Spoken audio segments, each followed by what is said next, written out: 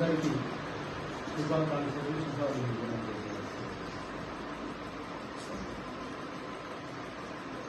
మరి ఏ ప్రభుత్వం అయినా విద్య వైద్యం రెండులో ముందుంటే ఆ ప్రభుత్వాలు రాణించగలుగుతాయి.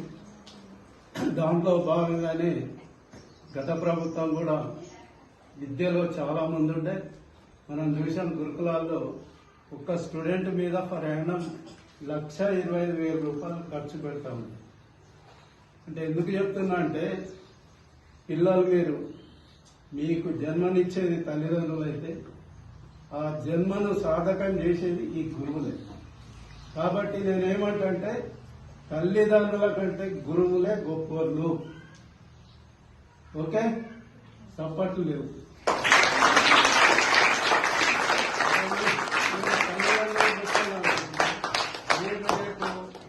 కలెక్టర్లు కావాలన్నా, డాక్టర్లు కావాలన్నా, ఇంజనీర్స్ కావాలన్నా, మా బోటి ప్రజాప్రతినిధులు కావాలన్నా వీళ్ళే మార్గదర్శకులు.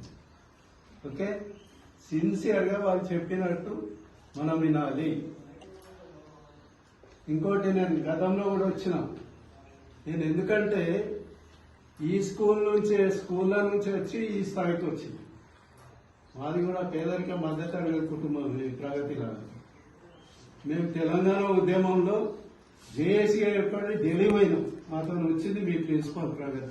అప్పుడు తెలంగాణ సాధించాం. ఎందుకు సాధించాం? మీకోసమే. నీళ్లు, నిధులు, నియామకాలు. రేపు మీరందరూ మంచి గ్రాడ్యుయేట్స్ అయి పెద్ద పెద్ద ఉద్యోగాలు చేయాలంటే మన సపరేట్ రాష్ట్రంలో మీకు అవకాశాలు ఉంది. కాబట్టి మరి మిమ్మల్ని కోరేది ఏంటంటే గురువు చెప్పినట్టు ఇది మంచి చదువుకోవాలి. అట్లాగే గురువులకు కూడా నేను కోరేది ఏంటంటే పిల్లల అభిరుచుల మేరకే పాఠాలు పంక్చువాలిటీ మెయింటైన్ చేయాలి. టైం ఇది ఇంపార్టెంట్. ఇప్పుడు చెప్పింది 10 గంటల ప్రోగ్రామ్ అంటే 2 గంటలకు 3 గంటలకు వస్తుంది, సఫర్ అయిపోతుంది. కాబట్టి టైం అంటే టైం. అంటే ఈరోజు జడ్పీ చైర్మన్ ఒక కారు ఉన్నది, ఫార్చునర్, కానీ గతంలో నేను బస్సు కూడా టైంకి వెళ్ళాను, బైక్ మీద కూడా టైంకి వెళ్ళాను.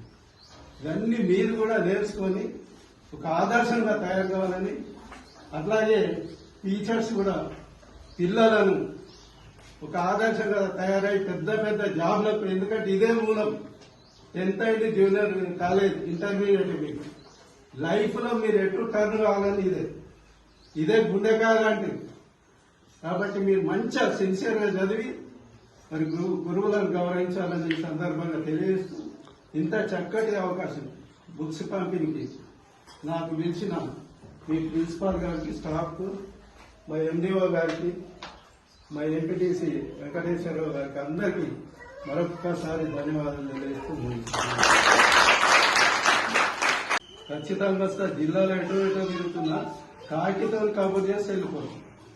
మన సొంత మండల్ మీరు చెప్పినాక ఎందుకు రాలేదు? ఎప్పుడు ప్రగతి అంటే 8:30కి రెడీ అయినా మా ఎంపీడీఓ గారు నేను వెళ్ళి మీకు కాల్ చేస్తాను సార్ అన్నారు. ఆమె కాల్ వచ్చినాక కూడా నేను చూడలే. లేట్ అయితే నేను మళ్ళా ప్రగతికి ప్రిన్సిపాల్ ఫోన్ చేస్తే రెడీ ఉంది రండి సార్ అంటే వచ్చేసి